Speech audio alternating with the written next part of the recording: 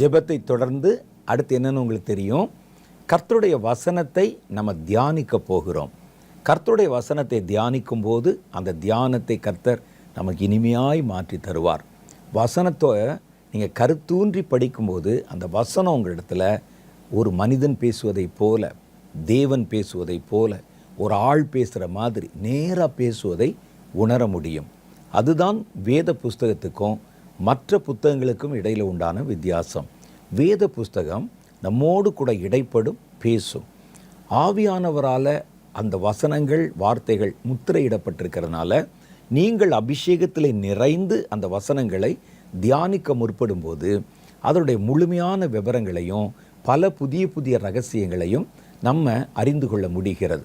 சரி, இன்றைய தினம் நம்முடைய தியானத்திற்கென்று வேதத்திலிருந்து ஒரு சிறு பகுதியை வாசித்து தியானிக்க போகிறோம்.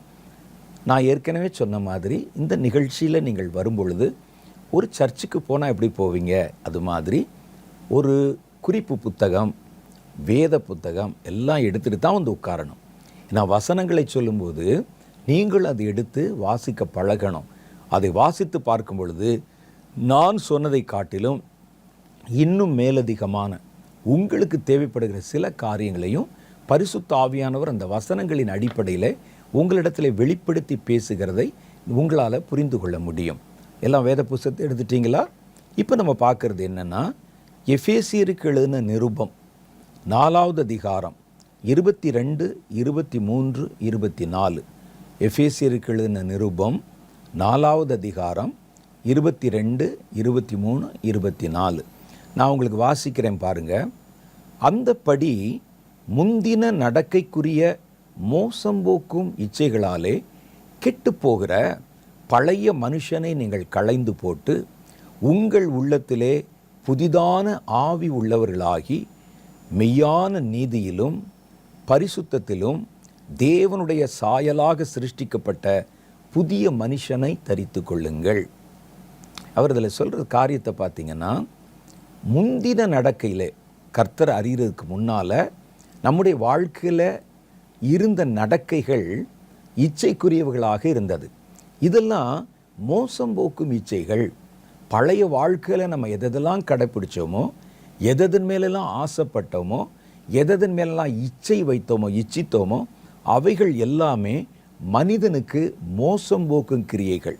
அவருடைய ஆவிக்குரிய வாழ்க்கையிலும் சரி, மாம்ச வாழ்க்கையிலும் சரி, அவனை மோசம் போக்குகிற கிரியைகள். அதனுடைய முடிவு என்ன ஆகும்னு கேட்டால், அந்த மனிதன் கெட்டு போகிற மனிதனாக இருப்பான்.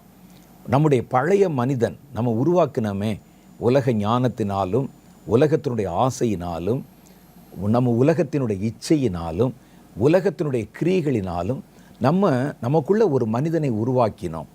பாருங்கள், முதல்ல பிறக்கும்போது பச்சை மண்ணாக இருக்கிறோம். அதுக்கு பிறகு ஒரு மனிதனாக நம்ம உருவாகிறோம். நம்மை உருவாக்குவதில் பல பேருக்கு பங்கு இருக்குது. பெற்றோருக்கு பங்கு இருக்குது, ஆசிரியர்களுக்கு பங்கு இருக்குது, நண்பர்களுக்கும் சமுதாயத்தினருக்கும் பங்கு இருக்கிறது. உங்களுக்கு அதில் முக்கியமான பங்கு இருக்குது. நம்ம எல்லாம் சேர்ந்து ஒரு மனிதனை உருவாக்குகிறோம். அந்த மனிதன் பழைய மனிதன். அவன் மனிதர்களால் உருவாக்கப்பட்டிருக்கிறான் அல்லது தன்னுடைய சுயத்தினாலே உண்டாக்கப்பட்டிருக்கிறான். இந்த மனிதன் பழைய பாவத்திற்குரிய இச்சைகளினாலே பீடிக்கப்பட்டு அவைகளை நிறைவேற்றுவதற்காகவே தன்னுடைய வளர்ச்சியை அவன் உருவாக்கி கொண்டான். நீங்கள் பாருங்கள், இன்றைக்கி பணம் சேர்க்குறாங்க, பணத்தின் மேல் பணம் சேர்ந்து தங்களுடைய பொருளாதார நிலை வளர்த்தி கொள்ளுகிறார்கள். எதுக்கு? அவங்க இச்சைப்பட்டதெல்லாம், விரும்பினதெல்லாம் வாங்குவதற்கு. அப்போ வாழ்க்கையில் அவர்கள் உருவாக்கி வைத்திருக்கிற பழைய மனிதன் என்பவன் உலகத்தின் இச்சைக்குரிய காரியங்களை தேடுகிற ஒரு மனிதனாகத்தான் ஒருவனை உண்டாக்குகிறார்கள். அப்படி உருவாக்குகிற மனிதனுடைய முடிவு என்னன்னு கேட்டால், மோசம் போய் அந்த மனிதன் கெட்டு போகிற மனிதன் என்று வேதம் சொல்லுது.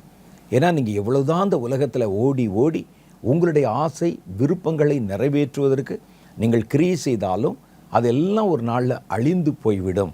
அதனால் நமக்கு எந்த பிரயோஜனமும் கிடைக்க போகிறதில்ல.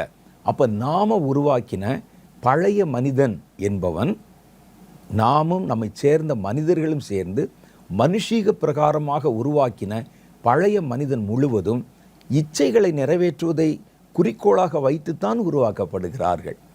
ஆனால் அதனுடைய முடிவு அழிந்து போகிற மனிதனைத்தான் நீங்கள் உருவாக்கி இருக்கிறீர்கள்.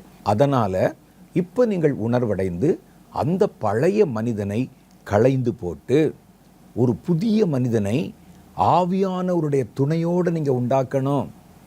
ஏனென்றால் ஆவியானவர், ஆவிக்குரியவர்கள், தேவனுடைய பரலோகத்திற்குரியவர்கள், இவங்கெல்லாம் உருவாக்குகிற ஆவிக்குரிய மனிதன் நிரந்தரமானவன்.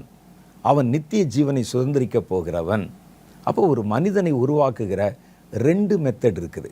ஒன்று மாம்சத்துக்குரிய மனிதனை உண்டாக்குகிறது, இன்னொன்று ஆவிக்குரிய மனிதனை உண்டாக்குகிறது. அப்போ அவர் சொல்கிறாரு, மாம்சத்துக்குரிய மனிதனை நீங்கள் உருவாக்கினால் அதனுடைய முடிவு ஒருவேளை உலகத்தில் நல்லா இருக்கிற மாதிரி தெரிந்தாலும் பழைய மனிதன் கெட்டு போகிறவனும் அழிந்து போகிறவனுமாக இருப்பான். ஆனால் புதிய மனிதன், ஆவிக்குரிய மனிதன் நீடித்திருக்கிறவனும் நித்திய பூரணாயுசுள்ளவனாகவும் இருப்பான். அதனால் நீங்கள் என்ன செய்யணும், பழைய மனிதனை உருவாக்குகிற பணியை நிறுத்திவிட்டு புதிய மனிதனை உருவாக்குகிற பணியை நீங்கள் துவங்கணும். இதுக்கு யார் யார் உதவி செய்வான்னு கேட்டால், பரிசுத்த ஆவியானவர், பரலோகத்தின் தேவன், தேவனால் பயன்படுத்தப்படுகிறவர்கள், பரலோகத்தில் உள்ளவைகள், இவங்கெல்லாம் சேர்ந்து ஆவிக்குரிய மனிதனை உருவாக்குவதற்கு நமக்கு உதவி செய்கிறார்கள். அதனால தான் அவர் என்ன சொல்கிறாருன்னா, நீங்கள் பழைய மனுஷனை களைந்து போட்டு உங்கள் உள்ளத்திலே புதிதான ஆவி உள்ளவர்களாகி, ஏன்னா இந்த ஆவி தான் உங்களை ஆவிக்குரிய மனிதனை உருவாக்குவதற்கு உதவி செய்ய போகிறது. அடுத்தவர் சொல்கிறாரு, உங்களுடைய சாயல் மெய்யான நீதியிலும் பரிசுத்தத்திலும் தேவனுடைய சாயலாக சிருஷ்டிக்கப்பட்ட புதிய மனுஷனை தரித்து கொள்ளுங்கள். அப்போ இந்த மனுஷனை நீங்கள் உருவாக்கும்போது, ஆவியானவருக்குள்ளே உருவாக்கும்போது, ஆவிக்குரிய கிரியைகளை கொண்டு உருவாக்கும்போது அந்த மனிதனுடைய சாயல் எப்படி இருக்குன்னா தேவ சாயலுக்கு ஒப்பாக இருக்கும். அது கர்த்தருடைய சாயலுக்கு ஒப்பாக இருக்கும். கர்த்தருடைய சாயலில் பிரதானமான சாயல்கள் என்ன அப்படின்னு கேட்டிங்கன்னா, 1 அவருடைய நீதி, 2 அவருடைய பரிசுத்தம். பரிசுத்தம் தான் அவருடைய சாயல். நம்ம நினைக்கிற மாதிரி மீசை, தாடி அதெல்லாம் படத்தில் வரைகிறது. சிலர் பார்த்தீங்கன்னா இயேசுவை போல, அது இல்லை, அந்த சாயல் இல்லை. அது மாம்ச வடிவத்தில் வெளிப்படுகிற சாயல் அல்ல. கிறிஸ்துவின் சாயல் என்பது பரிசுத்தம். தேவனுடைய சாயல் என்பது நீதி. தேவனுடைய சாயல் என்பது அன்பு. தேவனுடைய சாயல் என்பது நியாயம். இதெல்லாத்தையும் நிறைய காரியம் இருக்குது. அதில் பிரதானமாய் சொல்லுகிறார், கர்த்தருடைய சாயலை கொண்ட புதிய மனுஷனை நீங்கள் உருவாக்கணும், நீதியிலும் பரிசுத்தத்திலும். அதான் அவருடைய பிரதானமான சாயல்கள். அந்த சாயலை நீங்கள் உருவாக்க ஆரம்பிக்கணும். அதுதான் நிரந்தரமாக நீடித்திருக்கும். அது அழிந்து போவதில்லை, கலைந்து போவதில்லை, உங்களை மோசம் போக்க போகிறதும் இல்லை. அது உங்களுக்கு நித்திய ஜீவனை பெற்றுக் கொடுக்கும் என்று அவர் சொல்லுகிறார். அப்போ இன்னைக்கு தேவனுடைய பரிசுத்த சாயல், அந்த சாயலை நாம் தரித்து கொள்ளும்படிக்கு வற்புறுத்தப்படுகிறோம். அதுதான் நிரந்தரம் என்று கற்றுக் கொடுக்கப்படுகிறோம். நீங்கள் பழைய மனிதனை உள்ளே வைத்து கொண்டு நீங்கள் பரிசுத்த ஆவியை பெறுகிறதுனால அவர் அந்த பழைய மனிதனை உருவாக்க முடியாது. அவர் உருவாக்க மாட்டார். பழைய மனிதன் என்பவன் பாவ சாயலையும் இச்சையின் சாயலையும் கொண்டிருக்கிறவன். கர்த்தருடைய ஆவியை கொண்டு உங்களால் அதை உருவாக்க முடியாது. ஒருவேளை உலக ஞானம், உலக அனுபவம், உலக கல்வி இவைகளை கொண்டு ஒரு பழைய மனிதனை உங்களால் உண்டாக்க முடியும். உலகத்துக்குரிய இச்சைகளை அனுபவிக்கிற இச்சைக்குரிய ஒரு மனிதனை உண்டாக்க முடியும். பரிசுத்த ஆவியானவரை கொண்டுதான். அதனால உள்ளத்தில் புதிதான ஆவி உள்ளவர்களாக நீங்கள் தேவனுடைய சாயலை தரித்து கொள்ள வேண்டும் என்கிறார். அந்த சாயல் கிறிஸ்துவனுடைய சாயலாக இருக்கிறது. அவருடைய சாயலில் பிரதானமான சாயல் என்ன அப்படின்னு கேட்டிங்கன்னா நீதியும் பரிசுத்தமும். இன்றைக்கி நம்ம பார்க்க போகிறது கிறிஸ்துவனுடைய பரிசுத்த சாயல். அவருடைய சாயலில் இருக்கக்கூடிய அந்த பரிசுத்தம், அதை நம்ம பார்க்க போகிறோம். கர்த்தருடைய சாயல் என்பது அவருடைய பரிசுத்தம். ஏன் நம்ம பரிசுத்தமாக இருக்க வேண்டும், ஏன் அந்த சாயலை நம்ம தரித்து கொள்ளணும் அப்படின்னு கர்த்தருடைய வேதம் சொல்லுது. கர்த்தர் சொல்கிறார், நீங்கள் பரிசுத்த சாயலை தரியுங்கள். இப்போ நீங்கள் இதுவரைக்கும் உண்டாக்கியிருக்கீங்களே, ரட்சிக்கப்படுற வரைக்கும் உங்களை சுற்றி இருக்கிறவர்கள் உங்களை உருவாக்குனாங்களே, அந்த பழைய மனிதனை களைந்து போட்டுருங்க. இந்த மனிதன் மாம்சத்தையும் இரத்தத்தையும் உடையவனாக இருக்கிறதுனால நித்திய ஜீவனை சுதந்திரிக்க மாட்டான். நித்திய ஜீவனை சுதந்திரிப்பதற்கு வேறொரு மனிதனை நீங்கள் உருவாக்கணும். அந்த மனிதன் உங்களுக்குள்ள தான் இருக்கிறான். அந்த மனிதன் கிறிஸ்துவின் சாயலை கொண்ட மனிதன். கிறிஸ்துவின் சாயல் என்பது நீதியும் அவருடைய பரிசுத்தமும் என்று சொல்லுகிறது. ஏன் நம்ம கர்த்தருடைய பரிசுத்தத்தை சாயலாக தரித்திருக்கணும்?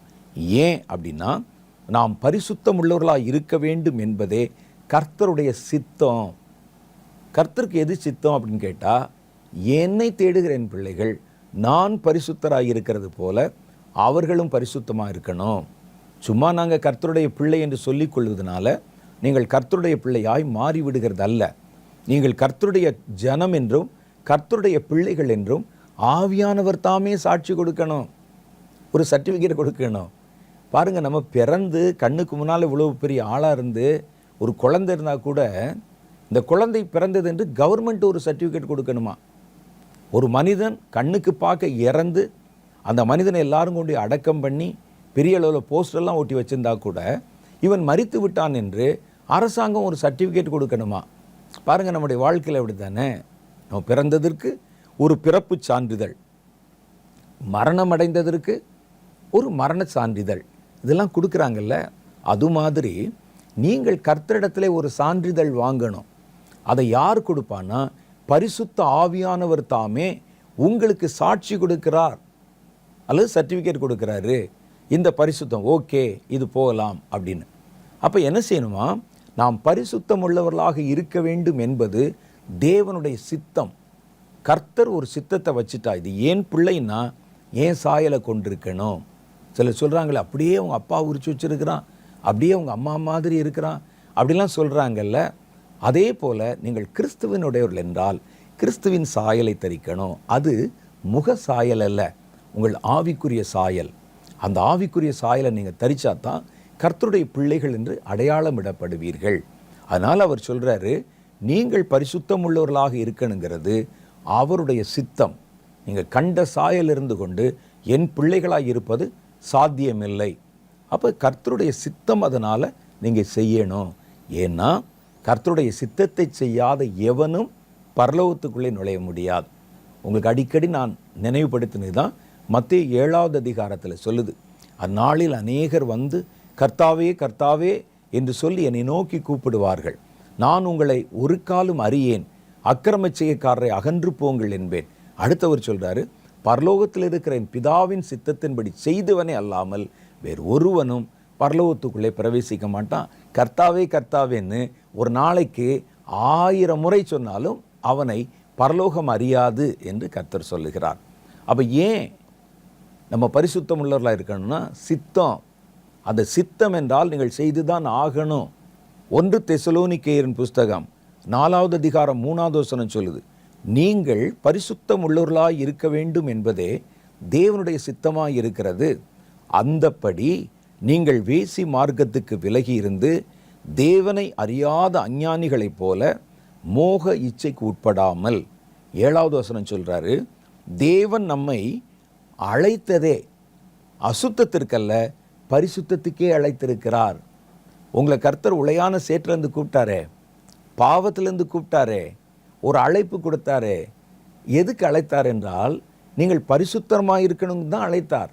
நீங்கள் ஊழியம் செய்யணும், நீங்கள் உலகத்தை மாற்றணும், நீங்கள் அது செய்யணுங்கிறதெல்லாம் அதெல்லாம் ரெண்டாவது.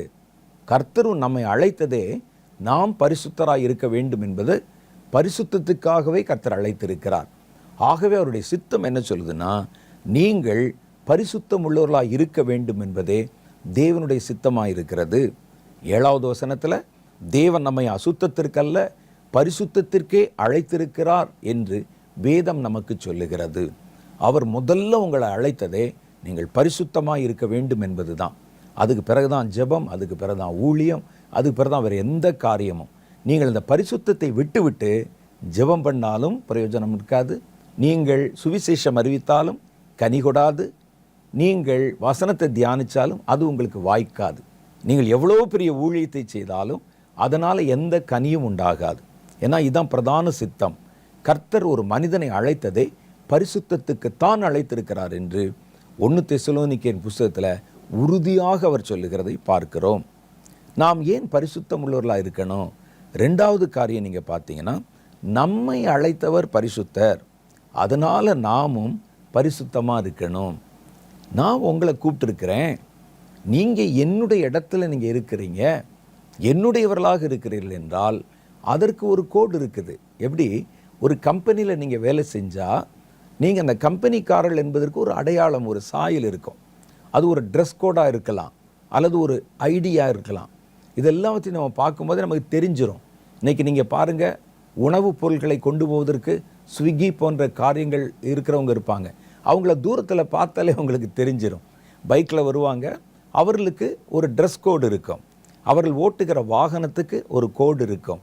அதை பார்த்த உடனே இவர் இந்த நிறுவனத்தில் வேலை செய்கிறவர், இந்த கம்பெனியில் வேலை செய்கிறவர், இவர் ஸ்விக்கியில் வேலை செய்கிறவர் என்பதை நம்ம தூரத்துலேருந்து பார்த்தாலே தெரிஞ்சுக்கிற முடியும்.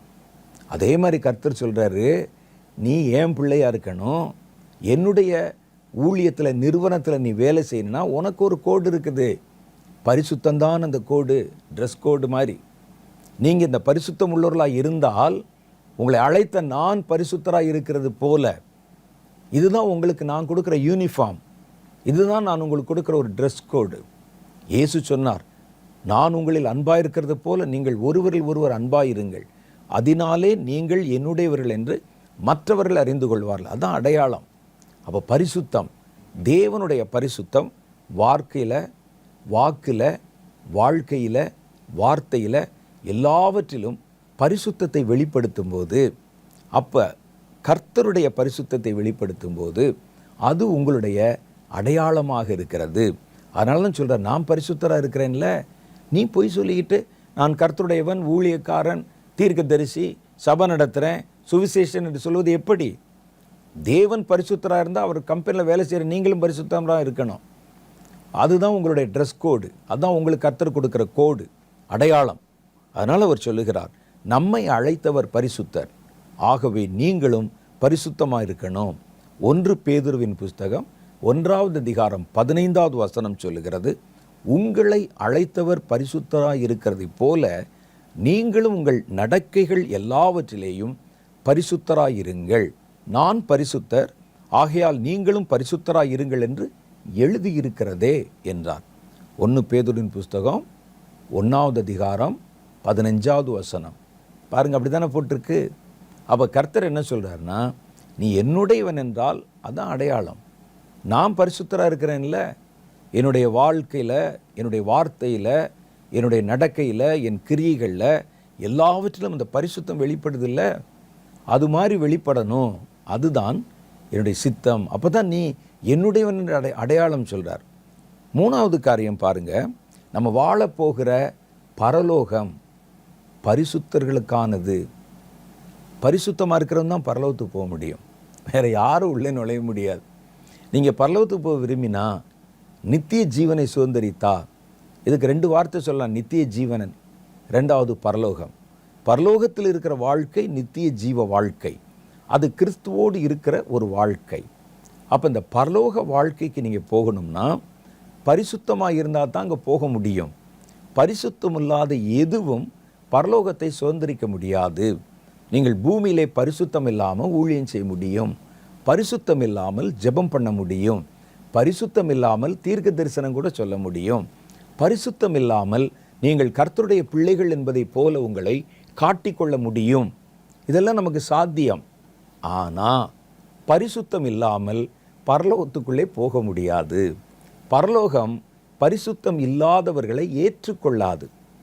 பரலோகம் வெளியே தள்ளிடும். நீங்கள் கடலை பார்த்துருக்கீங்களா? கவனித்து, கடல் உயிர் உள்ளவைகளை உள்ளே இழுத்து கொள்ளும். அது உயிர் போயிடுச்சுன்னா வெளியே தள்ளிடும். ஒரு தண்ணிக்கு அதுதான் அடையாளம். தண்ணியில் மூழ்கினவங்க, கடலில் எங்கேயாவது விழுந்தவங்களை பாருங்களேன், ஜீவனற்ற காரியங்களை வெளியே தள்ளிடும். தனக்குள்ளே பிறந்து, தனக்குள்ளே வாழ்ந்து, தனக்குள்ளே நீந்தி கொண்டிருந்த மீன் கூட செத்து போனால் கடல் வெளியே கொண்டு வந்து தள்ளி விட்டு போயிடும். ஒரு மனிதன் உயிரோடு இருக்கும்போது பாருங்கள், உள்ளே பிடிச்சி இழுக்கும், அவனை உள்ளே வா வான்னு கூப்பிடும். அவன் செத்துட்டான்னா கடல் வெளியே தள்ளிடும். அதே மாதிரி தான் பரிசுத்தம், ஜீவன் உள்ளவர்களை எடுத்துக்கொள்ளும், ஜீவனற்றவர்களை வெளியே தள்ளிவிடும். அப்போ பரலோகத்தில் நீங்கள் வாழணும், பரலோகத்துக்குள்ளே நுழையணும் அப்படின்னா பரிசுத்தம் இல்லாமல் பரலோகத்தை நினைச்சு கூட பார்க்க முடியாது. அது பரிசுத்தவான்களுக்கு உரியது. பரிசுத்தமான தேவனுடைய ராஜ்யம், அதில் ஊனமுற்றவைகள், நசல் கொண்டவைகள், பாவத்தில் இருக்கிறவைகள், அருவருப்பானவைகள் ஒன்றும் பரலோகத்தை சுதந்திரிப்பதில்லை என்று கர்த்தருடைய வேதம் சொல்லுது. வாசித்து பாருங்கள். வெளிப்படுத்தின விசேஷம் 21வது அதிகாரம் 8வது வசனம். அதில் சொல்கிறாரு, பயப்படுகிறவர்களும் அவிசுவாசிகளும் அருவருப்பானவர்களும் கொலை பாதகரும் விபச்சாரக்காரரும் சூனியக்காரரும் விக்கிரகாராதனைக்காரரும் பொய்யர் அனைவரும் இரண்டாவது மரணமாகிய அக்னியும் கந்தகம் எரிகிற கடலில் தான் பங்கடைவார்கள். வெளிப்படுத்தல் 21:27 என்ன சொல்லுதுன்னா, தீட்டுள்ளதும் அருவருப்பையும் பொய்யையும் நடப்பிக்கிறதுமான ஒன்றும் அதில் பிரவேசிப்பதில்லை. இதில் பரலோகத்தில் தீட்டுப்பட்டது, அசுத்தம் உள்ளது, பாவத்தில் நிலை நிற்கிறது, இவைகளில் ஒன்றும் பரலோகத்துக்குள்ளே நுழைவதில்லை. தீட்டுள்ளதும் அருவருப்பையும் பொய்யையும் நடப்பிக்கிறதுமான ஒன்றும் பரலோகத்தில் பிரவேசிப்பதில்லை. ஆட்டுக்குட்டியானுடைய ஜீவ புஸ்தகத்தில் பெயர் எழுதப்பட்டவர்கள் யாரோ அவர்கள்தான் அதில் பிரவேசிப்பார்கள். அப்போ யாரை ஆட்டுக்குட்டியானவர் தன் புஸ்தகத்தில் எழுதிப்பார்னா, பரிசுத்தம் உள்ளவர்கள். பரிசுத்தம் இல்லாவிட்டால் பரலோகத்துக்குள்ளே நுழைய முடியாது. அது ஒரு நித்திய கட்டளை. அதில் எங்கேயும் ஒரு சின்ன ஆள் கூட, ஒரு துரும்பு கூட உள்ளே அசுத்தத்தோடு இருக்க முடியாது. ஒரு தேவதூதனே பாவத்தில் பிரவேசித்த போது பரலோகம் அவர்களை தள்ளிவிட்டது. ஒரு கடல் தள்ளின மாதிரி. நான் தான் சொன்னேன், கடலில் போய் விழுகிறவனை விட்டுருங்க, கடலுக்குள்ளேயே பிறந்து வாழ்கிற மீன்கள் செத்தா கூட அது கரையில் கொண்டாந்து தள்ளிடும். தேவதூதர்கள் அப்படி தானே, பரலோகத்தில் பிறந்து பரலோகத்திலே வாழ்ந்து கொண்டிருந்தவர்கள், லூசிஃபர் போன்ற கீழ்ப்படியாத தூதர்கள் பாவம் உள்ளே நுழைந்து அவர்கள் மரித்த போது, பாவத்தில் மரித்த போது பரலோகம் அதை வச்சிருக்க முடியலை, தள்ளிரும். அது அதனுடைய இயல்பு, அதனுடைய சுபாவம். ஒரு கடலுக்கு எப்படி கர்த்தர் ஒரு நியமத்தை நியமித்து வச்சிருக்கிறார், அதே மாதிரி தான் ஒரு சிஸ்டம். அது ஒன்றும் யோசிக்கிறது இல்லை. உயிர் இல்லையா துப்பீர், அவ்வளோதான். அதுக்கு அவ்வளோதான் தெரியும். அது யார், எவர், பணம் வச்சுருக்கிறானா, காசு இருக்குதா, எவ்வளோ ஊழியம் செஞ்சுருக்கிறான், எவ்வளோ நல்லவன், எவ்வளோ வல்லவன், கடல் ஏதாவது பார்க்குமா? பரலோகம் அதே மாதிரி தான். இவர் ஊழியம் செஞ்சார், கட்டடம் கட்டினார், சம்பாதிச்சார், எவ்வளோ பேரை நீதிக்கு உட்படுத்த, அதெல்லாம் இருக்கட்டும். மரித்திருக்கிறானே, செத்து போயிருக்கிறானே, பாவத்தில் மரிச்சிருக்கிறானே. அப்போ கடல் எப்படி பட்சபாதம் இல்லாமல் ஜீவனற்றவைகளை வெளியே துப்பிருமோ, ஜீவனற்றவைகளை வெளியே தள்ளிருமோ, அதே போல் பரலோகம் அசுத்தமானவர்களை துப்பிவிடும். அவ்வளோதான், வெளியே போயிடும், உள்ளே வச்சிருக்காது. அதனால தான் கர்த்தர் சொல்கிறாரு, ஊழியம் செய்கிறது மாத்திரம்தான் உன் விருப்பம்னா நீ எதையோ செஞ்சுட்டு போய்க்க. பரலோகத்துக்குள்ளே நுழையணும்னு நினச்சின்னா நீ பரிசுத்தமுள்ளவனாக இருக்கணும். ஏன்னா பரலோகத்துக்கே ஒரு சிஸ்டத்தை கர்த்தர் உண்டாக்கி இருக்கிறார்.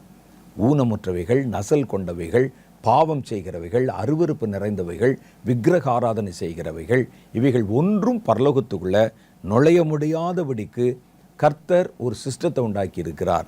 அது யார், எவர், என்ன எதுவும் பார்க்காது. அவர்கள் பாவத்தில் இருக்கிறவர்களாக இருந்தால், கரை இருந்ததுன்னா தள்ளி விட்டுரும் அவர்களை. இதைத்தான் கர்த்தருடைய வேதம் சொல்லுது. அதனால் நம்ம ரொம்ப கவனமாக, எவ்வளோதான் ஊழியம் செய்தாலும், எவ்வளோதான் ஜெபம் பண்ணினாலும், எவ்வளோதான் கர்த்தருக்கு நீங்கள் காணிக்கைகளை கொடுத்தாலும், வாழ்க்கையில் பரிசுத்தம் இருக்குதான்னு பாருங்கள். உங்கள் ஊழியத்தில் பரிசுத்தம் இருக்குதான்னு பாருங்கள். உங்கள் ஜீவனில் அந்த பரிசுத்தம் இருக்குதான்னு பாருங்கள். பரிசுத்தம் உள்ளவைகளைத்தான் பரலோகம் உள்ளே இழுத்து கொள்ளும். உயிரோடு இருக்கிற ஆள் உள்ளே விழுந்தா பாருங்களேன், கடல் வெளியே போக விடாதவனை பிடிச்சி உள்ளே இழுக்கும்.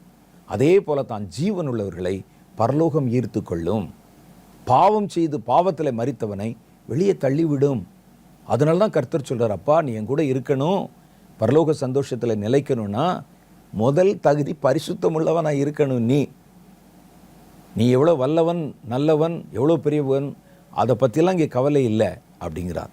இதனால் நம்ம தேவனுக்குள்ளே பரிசுத்தத்தை காத்து கொள்ளணும். வேதம் சொல்லுகிறது, கர்த்தருடைய பரிசுத்தத்தை எப்படி நம்ம பெற்றுக்கொள்ள முடியும், அதற்கு நம்ம என்ன செய்யணும்? வேதத்தில் பல காரியங்களை சொல்கிறாங்க. முதல் காரியம் பாருங்களேன், வாலிபன் தன் வழியை எதினால் சுத்தமாக்கி கொள்ளுவான், கர்த்தருடைய வேத வசனத்தின்படி தன்னை காத்து கொள்வதனால்தானே என்று சங்கீத புஸ்தகம் 119வது அதிகாரத்தில் எழுதப்பட்டிருக்கிறது. முதல் காரியம் பாருங்க, எப்படி நம்ம பரிசுத்தத்தை அடைய முடியும் அப்படின்னா, கர்த்தருடைய வேத வசனத்தின்படி நம்மை பாதுகாத்து கொள்வது. இது நமக்கு ரொம்ப முக்கியமானது. அதுக்கு முன்னால் இன்னும் சில காரியங்களை நம்ம பார்த்துருவோம். அது என்னன்னு கேட்டிங்கன்னா, பரிசுத்தம் பெறுவது எப்படி? பரிசுத்தம் பெறுவது வெறும் மாம்ச முயற்சியினாலே நீங்கள் செய்தால் பரலோகம் விரும்புகிற முழு பரிசுத்தத்தை பெற முடியாது. நீங்கள் அது சன்மார்க்க பரிசுத்தம். கர்த்தர் துன்மார்க்கனையும் சன்மார்க்கனையும் அழிப்பார். இன்னைக்கு மனிதர்கள் தாங்கள் சில காரியங்களை, சில பிரமாணங்களை ஏற்படுத்தி வைத்துக்கொண்டு இதான் பரிசுத்தம் அப்படின்னு பல மதங்களிலும் அல்லது பல பெரியவர்களும் சமுதாய பெரியவர்களும் சில நியமங்களை நியமித்து வைத்திருக்கிறார்கள். அப்போ காலையில் இந்த மாதிரி எந்திரிக்கணும், இப்படி இப்படி நடக்கணும், இப்படி குளிக்கணும், அப்படி நம்முடைய ஆடைகள் சுத்தமாக இருக்கணும், அப்படிலாம் சில நியமங்களை வச்சிருக்கிறாங்க. இந்த மனிதர்கள் வைத்திருக்கிற நியமங்கள், யார்ட்டையும் பொய் சொல்லக்கூடாது, தீமையாக நடக்கக்கூடாது, இதெல்லாம் வச்சுருக்கிறாங்க. இதுவும் பரிசுத்தம்தான். சிலர் நீங்கள் பாருங்களேன், ரொம்ப சன்மார்க்கம் உள்ளவர்களாக இருப்பாங்க, யார் வம்பு தும்புக்கும் போக மாட்டாங்க. அவர்களுக்கென்று சில நியமங்களை வச்சுருப்பாங்க. நேரம் தவறாமல் போயிடுவாங்க, லஞ்சம் வாங்க மாட்டாங்க, பொய் சொல்ல மாட்டாங்க. இது கர்த்தரை விட்டு தூரமாக இருக்கிற இனங்களிலும் மதங்களிலும் இருக்கிற பெரியவர்களுமே இருக்கிறாங்க. சிலரை நீங்களே பார்த்துருப்பீங்க, அவங்ககிட்ட எந்த குறையும் நீங்கள் காண முடியாது. ஆனால் வேதம் சொல்லுகிறது, மனிதர்களால் மனித சக்தியினால் உருவாக்கப்படுகிற பரிசுத்தம் என்பது கூட பரலோகத்தில் உங்களை கொண்டு போய் பொருத்துவதற்கான பரிசுத்தம் இல்லை. பரிசுத்தத்திலே நிறைய வித்தியாசம் இருக்குது. பாருங்கள், நம்ம அணிந்திருக்கிற வெள்ளையான வஸ்திரத்தில் கூட எல்லா வஸ்திரமும் ஒரே மாதிரி வெள்ளையாக இருக்காது. பொதுவாக நீங்கள் கேட்டால் சொல்லுவீங்க வெள்ளை சட்டைன்னு சொல்லுவீங்க. சில சட்டைகளை பாருங்களேன், சில ட்ரெஸ்ஸை பாருங்களேன், அது ஒரு வெளிச்சம் மாதிரி இருக்கும், ஒரு லைட்டு மாதிரி இருக்கும் அந்த வெள்ளை நிறம். ஆனால் வெளிப்பார்வைக்கு நீங்கள் பார்த்தா சாதாரணமாக தோன்றுகிறதும் வெள்ளை நிறம் தான் சொல்லுவீங்க. நான் உட்காந்துருக்கிற சோஃபாவை பாருங்கள், அதுவும் வெள்ளை கலர் தான் சொல்லுவீங்க. ஆனால் வெள்ளையிலேயே பார்த்தீங்கன்னா மின்னல் போன்ற வெள்ளையெல்லாம் இருக்குது. அதே போல் இது பரிசுத்தம்தான். அவருடைய நடக்கையிலே அவர் பரிசுத்தமாய் தன்னை காத்து கொள்ளுகிறவர் தான். மனிதர்கள் கற்பித்து கொடுத்த பிரமாணங்களின்படி நம்ம இப்படி இருக்கணும், இதான் பரிசுத்தம் என்று சொல்லியிருக்காங்களே, அந்த பரிசுத்தத்தை கடைபிடிக்கிறவர் தான். அது ஒரு பரிசுத்தமாக இருந்தால் கூட இந்த பரிசுத்தம் பரலோகத்தில் இருக்கிற பரிசுத்தத்தில் பொருந்தாது. ஏன் அப்படின்னா, பரலோகத்தின் சாயல் கொண்டிருக்கிற வெண்மை அல்லது பரிசுத்தம் என்பது வேறு, மனிதர்கள் உருவாக்குகிற பரிசுத்தம் என்பது வேற. அதில் ரெண்டுக்கும் வித்தியாசம் இருக்குது. அப்போ பரலோகம் எதிர்பார்க்கிற, பரலோகத்தில் மேட்சிங் ஆகிற பரிசுத்தம் இருக்குது பாருங்கள். இந்த பரிசுத்தம் கிறிஸ்துவின் ஆவினாலே உண்டாக்கப்படணும். ஆவினாலே உண்டாக்கப்படுகிற பரிசுத்தம். உலகத்தில் எல்லா மதங்களிலும் எல்லா பெரியவர்களும் சமுதாய பெரியவர்களும் ஒரு மனிதன் நல்ல விதமாக இருக்கணும், அன்பு கூறணும், எல்லாரும் உடனே தானே சொல்கிறாங்க. அதே தான் இருக்குது எல்லா வேதங்களிலும். அது மனிதர்களால் நியமங்களால் உருவாக்கப்பட்ட பரிசுத்தம். ஆனால் இந்த பரிசுத்தம், இதுவும் பரிசுத்தம் தான், இதுவும் வெள்ளை தான். ஆனால் இது பரலோகத்தில் மேட்சிங் ஆகிறது அல்ல. பரலோகத்தில் மேட்சிங் ஆகிற வெள்ளை இருந்தால் அதை ரெண்டையும் நம்ம இணைக்கணும் அப்படின்னு சொன்னால், பரலோகத்தில் இருக்கக்கூடிய பரிசுத்தத்தை அறிந்த ஒருவரால் தான் உங்களை அந்த பரிசுத்தத்துக்குள்ளே உருவாக்க முடியும். அந்த ஒருவர் பரிசுத்த ஆவியானவர். அப்போ முதல்ல பரிசுத்தம் பெறுவது எப்படி அப்படின்னு பார்த்தா, தேவனுடைய ஆவியினால் உண்டாகிற பரிசுத்தம். பரிசுத்த ஆவியானவர் வெள்ளாவி வைக்கிறதுன்னு சொல்லுவாங்க அந்த காலத்தில். நீங்கள் பார்த்தீங்கன்னா வெள்ளை சட்டை, வெள்ளை ட்ரெஸ்ஸு, இவைகளை நம்ம எவ்வளவுதான் ஆற்றுல போய் துவைப்பாங்க. அந்த காலத்தில் மிஷினில் போட்டு துவைப்பாங்க. எப்படி துவைச்சாலும் அது ஒரு மங்கின நிறமாக, அதனுடைய கலரில் ஒரு சாயல் குறைவாகத்தான் இருக்கும். அந்த காலத்தில் என்ன செய்வாங்கன்னா, வண்ணார்கள் வெளுக்கிறதை போலன்னு வசனத்திலே சொல்லுது. எப்படி வெளுப்பாங்க அப்படின்னா, அதை ஒரு வெள்ளாவியில் போட்டு வெளுப்பாங்க. பெரிய மண்ணில் செய்த ஆள் உயரத்துக்கு அதிகமான சில குளுமைகள் இருக்கும்.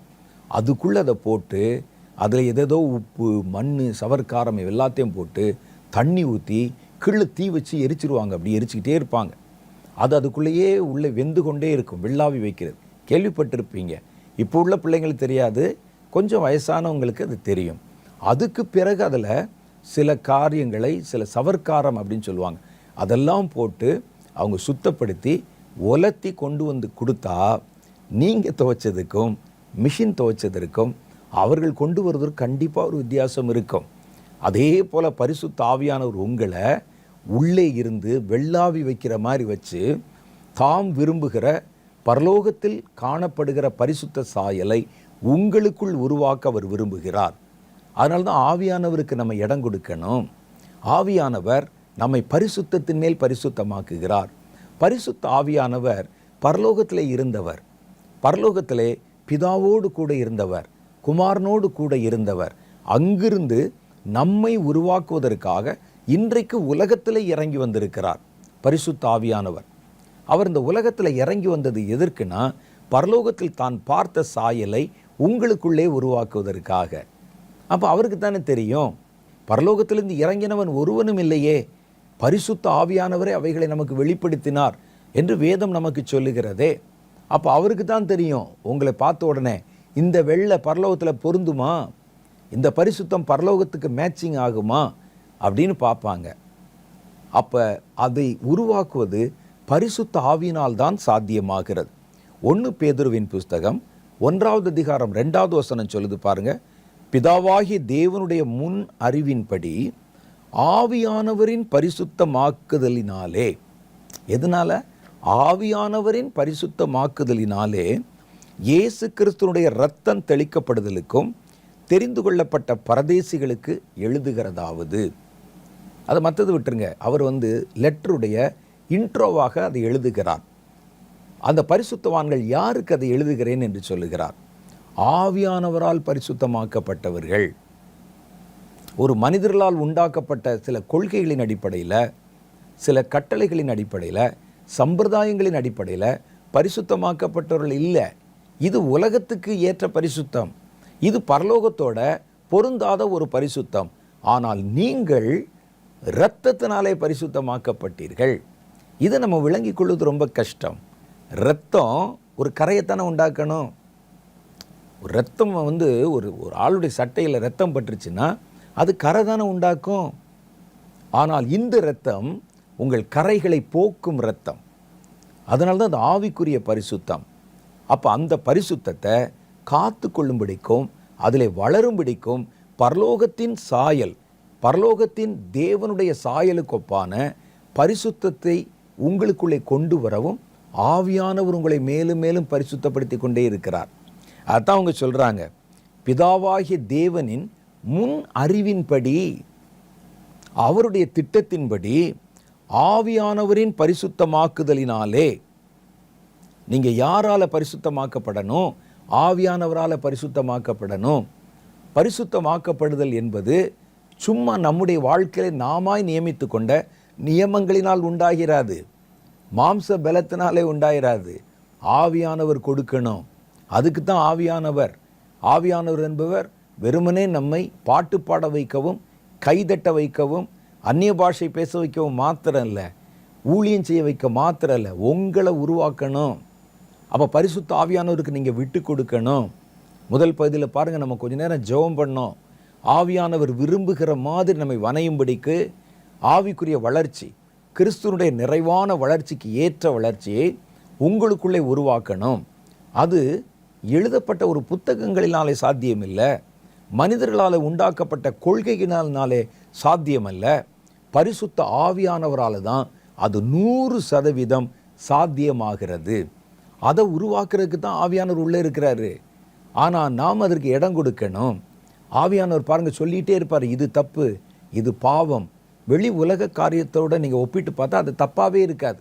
தன் சகோதரனை மூடனே என்று சொல்லுகிறவன் எரி நரகத்துக்கு பாத்திரவானாக இருக்கிறான். நீங்கள் சொல்லுங்களேன், இதெல்லாம் சகஜம் தானே? வீட்டில் சகோதரனை பார்த்து ஒரு சண்டை வரும்போது முட்டாளே அப்படின்னு சொல்கிறது சகஜம் தானே, மூடனேன்னு சொல்கிற சகஜம் தானே என்றெல்லாம் நாம் தீர்மானித்து கொள்வோம். இயேசு சொன்னார் ஒரு காரியத்தை பாருங்கள், ஒரு ஸ்திரீயோடு பாவம் செய்கிறவன் மாத்திரம் அல்லவா, ஒரு ஸ்திரீயை இச்சையோடு பார்க்கிற எவனும் அவளுடனே விபச்சாரம் செய்தாயிற்று அந்த கணக்கில் தான் அது எழுதப்படும் சொல்கிறார். இது நமக்கு லாஜிக்காக நம்ப முடியல. நாங்கள் என்ன பாவம் செய்தோம் ஆண்டவரே, ஜஸ்ட் சும்மா பார்த்தோம், இது என்ன பாவம், எல்லாரும் செய்கிறது தானே அப்படின்னு அவங்க நினைத்தால் இது வேற. பரிசுத்த ஆவியானவர் நமக்குள்ளே இருந்து அவர்தான் எது பாவம் எது பாவம் இல்லை என்று நமக்கு சொல்லிகிட்டே வரணும். அப்படியே தீய நோக்கம் எல்லாம் பாவம்தான். தீமை செய்கிறது மாத்திரம் இல்லை, தீய நோக்கம் தப்பாக இருந்துச்சுன்னா பாவம். சிலர்கிட்ட பாருங்க, நோக்கம் தப்பாக இருக்கும், செயல் சரியானது மாதிரி இருக்கும். வெளியே பார்க்கும்போது நல்ல காரியம் மாதிரி இருக்கும், நோக்கம் தப்பாக இருக்கும். உள்ள ஜனங்களுக்கு உதவி செய்கிற மாதிரி இருக்கும், ஆனால் நோக்கம் தப்பாக இருக்கும். சில அரசியல்வாதிகள் அவங்களுடைய காரியத்தை பார்த்தீங்கன்னா வெளியே நல்லது செய்கிற மாதிரி இருக்கும், நோக்கம் தப்பாக இருக்கும். சிலருடைய நோக்கம் தப்பாக இருக்கும். சில ஊழியக்காரர்களோட பார்த்தீங்கன்னா வெளியே நல்லது செய்வாங்க, ஆனால் எதுக்கு செய்கிறாங்க அப்படின்னு பார்த்தீங்கன்னா நோக்கம், அதனுடைய இலக்கு எதுக்காக செய்கிறாங்க, நோக்கம் பாவம். அப்போ கர்த்தர் வெளியே காட்டப்படுகிற கிரியைகளை மாத்திரமல்ல, அது எந்த நோக்கத்துக்கு செய்யப்படுகிறது என்பதை கர்த்தர் பார்ப்பார். நம்ம சொல்லுவோம், அவன் என்ன நினச்சி செஞ்சாலும் பரவாயில்ல, ஒரு 10 ஏழைகள் சாப்பிட்றாங்கல்ல, ஒரு 10 ஏழைகளுக்கு ஒரு நன்மை கிடைக்குதுல்ல, அவனுடைய நோக்கம் எதுவாக இருக்கும் பரவாயில்ல, அது அவர்களுக்கு கிடைக்கும். ஆனால் அதை செய்தவன் பாருங்கள், அவன் நோக்கம் தப்பாக இருந்தால் அவன் செய்த நன்மையின் பலன் பெற்றுக்கொண்டவர்களுக்கு கிடைக்கும் ஒழிய செய்தவனுக்கு கிடைக்காம போயிடும். இது என்ன லாஜிக்குன்னு கேட்பீங்க. அதுதான் ஆவியானவர். ஆவியானவர் எதை பாவம் சொல்கிறாரோ அது பாவம். சில காரியங்களில் பாருங்களேன், அவர்களுடைய நினைவுகளின் தோற்றம் நித்தமும் பொல்லாததே.